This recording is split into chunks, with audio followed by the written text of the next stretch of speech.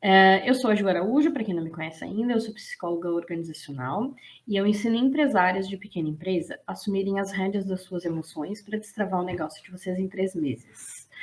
Por que assumir as rédeas das suas emoções e não trabalhar direto a gestão?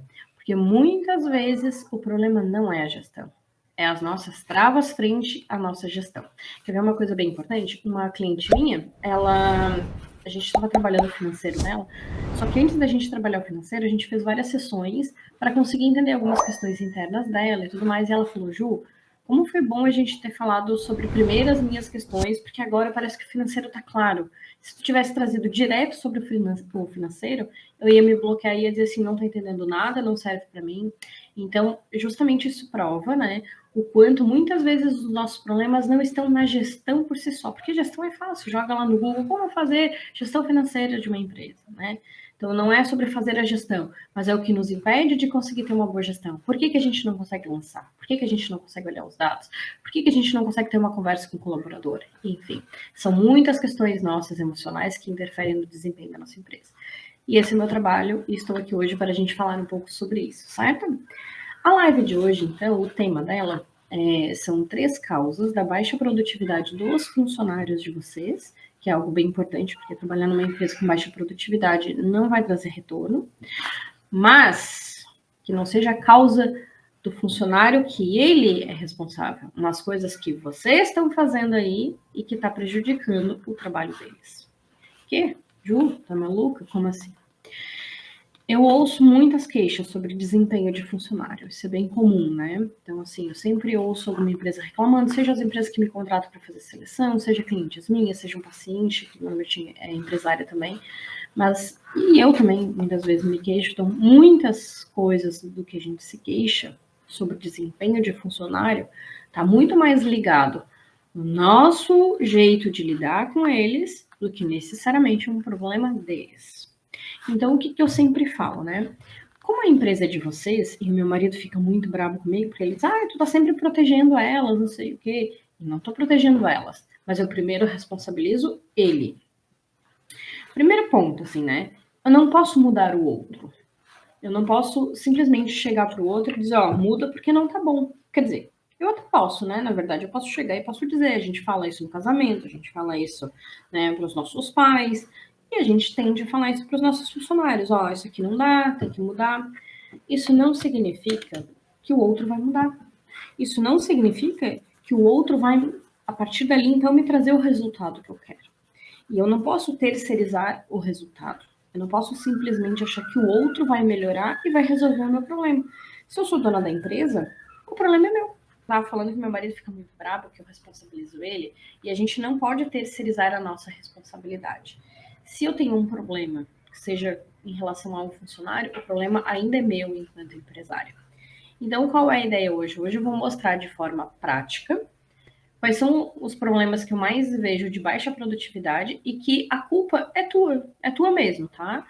E quando não for a tua culpa, que eu trouxe também um exemplo, aí é tua responsabilidade, tu precisa dar conta disso, certo?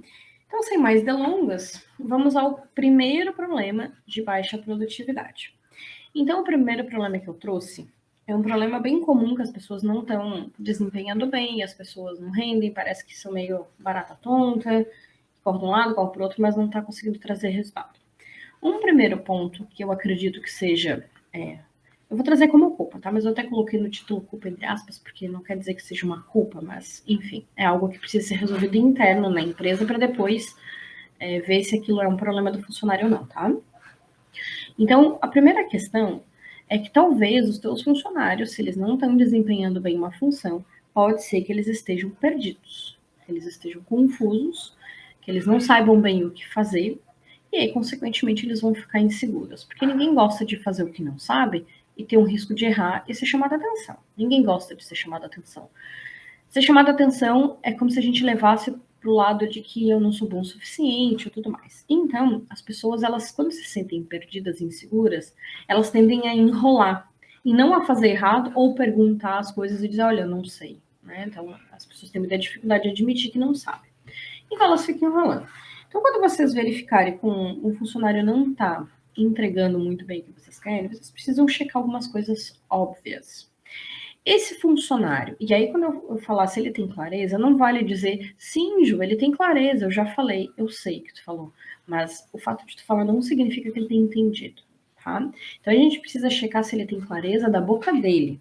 O que normalmente eu faço? Eu chamo o funcionário e eu dou um papel para ele e digo assim, escreve aqui para mim o que tu acredita que é responsabilidade tua aqui dentro. Quais são as atividades que tu vai ser cobrado, que tu tem que desempenhar? E aí a gente consegue perceber nitidamente o quanto o funcionário sabe o que ele tem que fazer ou não sabe. Se por acaso ele não sabe, a hora que ele está preenchendo ali, o que tu vai fazer? Tu já vai corrigir. Então, por isso a importância da gente ter descrições de cargo. Né? Toda empresa, quando tem um funcionário, é importante que ele tenha descrição de cargo. Eu ainda estava atendendo uma menina essa semana e ela assumiu um cargo novo. E esse cargo ninguém sabe bem o que precisa ser feito, porque é um cargo novo na empresa, né? Foi a partir de uma demanda que surgiu, então a menina tá bem confusa, tá bem insegura. E aí ela se sente incompetente, essa funcionária, né? E aí a funcionária se sente incompetente. Então é até injusto a funcionária se sentir incompetente por não entregar algo quando nem a empresa sabe direito o que ela tem que fazer. Então é importante que os funcionários de vocês tenham uma descrição de cargo. O que é uma descrição de cargo?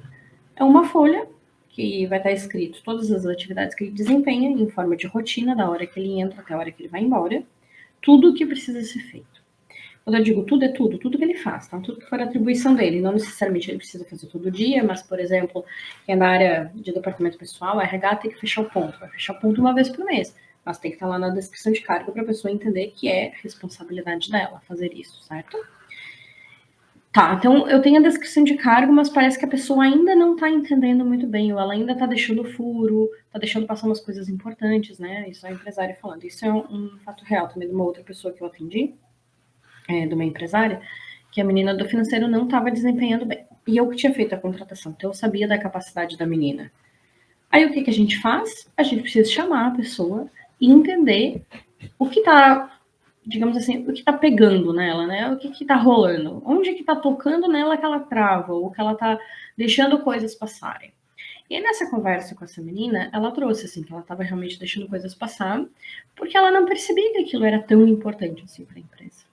E aí a gente conseguiu, com uma reunião de feedback, né, a gente conseguiu mostrar para ela o que era importante para a empresa, e aí eu instituí nessa empresa, e agora eu faço sempre, o objetivo de cada cargo, ou pelo menos de cada profissional.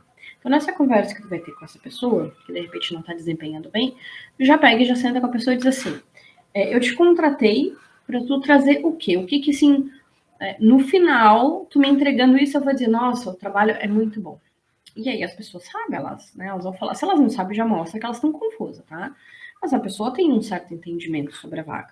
E aí a pessoa vai te dizer, eu tô aqui para isso. Aí tu vai fazendo ela pensar e ajustando. Então essa menina falou que o papel dela na empresa era ter todos os, digamos assim, todos os dados da empresa visíveis para a dona tomar as decisões. E aí foi justamente no ponto que a gente chegou. Pois é, mas tu tá deixando vários dados passarem.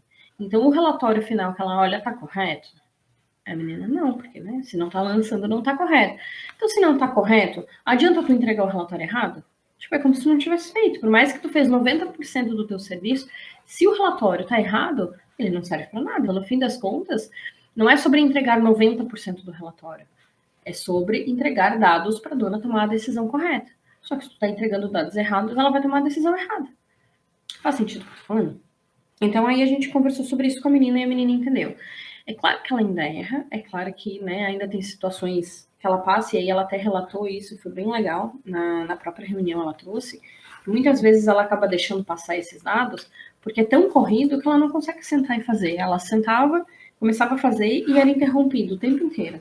Então a dona também ali já conseguiu corrigir esse problema, tirando algumas coisas dela para não ser interrompida, né, passando para outros, para quando ela sentar e lançar tudo sem interrupção, porque realmente o lançamento de financeiro tem que ter muita atenção, né? Enfim, então essa é a primeira causa, né? Se teus funcionários estão perdidos e estão inseguros, a culpa é tua. Tu precisa sentar e passar para eles um direcionamento, precisa dar um feedback para eles do quanto eles estão deixando passar furo e principalmente fazer eles entenderem qual é o objetivo do cargo deles ali, né? O que eles de fato precisam entregar pensando no macro. Então, por exemplo, Eu sou psicóloga e eu atendo a pastelaria, né? Eu cuido da pastelaria. Eu como psicóloga, eu já falei isso pro meu marido e falo para os funcionários. Eu vou dar conta da parte de gerenciamento de conflito e eu cuido da parte administrativa. Fora isso, Ju, mas teve problema com compra. Não é comigo. Não é comigo, é com o James. Mas eu já falei com ele, ele não me ouve. Bom, aí é comigo, porque aí entra um problema de gerenciamento de conflito. Então, passa para mim, aí eu vou resolver. Aí é um problema meu. Então, assim, a gente precisa deixar claro isso, qual é o papel do outro, e principalmente também qual é o nosso, assim, né? Então, todo mundo tem que estar muito seguro, muito confortável, sabendo qual é a sua posição. Aí vai trabalhar bem. Fora isso, as pessoas não vão desempenhar bem mesmo, porque se eu tô confusa, eu nem sei direito o que é para eu entregar, como é que eu vou entregar resultado? Se eu nem sei o que é para eu entregar de resultado, tá?